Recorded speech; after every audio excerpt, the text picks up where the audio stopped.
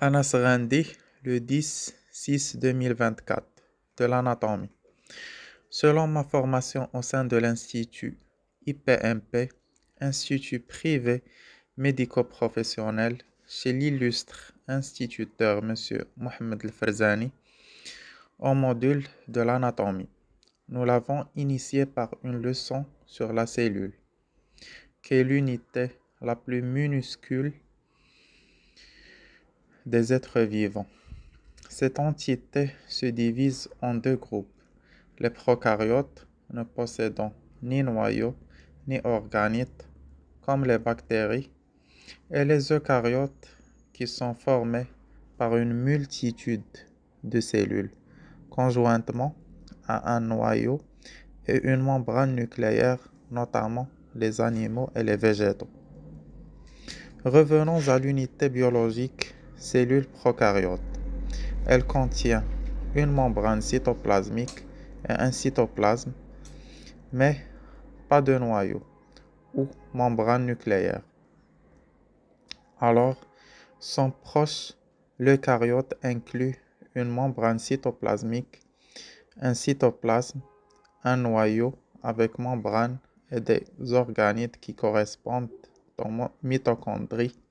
Elles engendrent le tonus à toutes les tâches d'activité de l'eucaryote.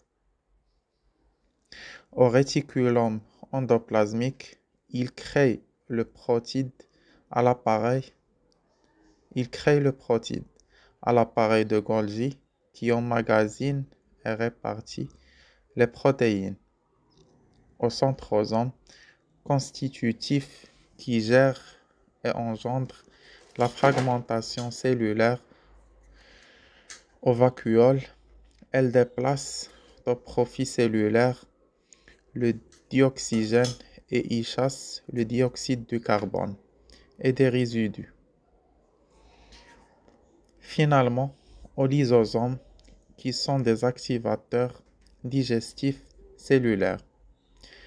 La cellule animale est constituée de la membrane cytoplasmique qui a pour rôle de préserver les constituants cellulaires en gardant sa stabilité interne. En même temps, ce système membraneux présente des pores permettant l'échange de l'oxygène, des nutriments d'une part et du dioxyde de carbone et des déchets d'autre part.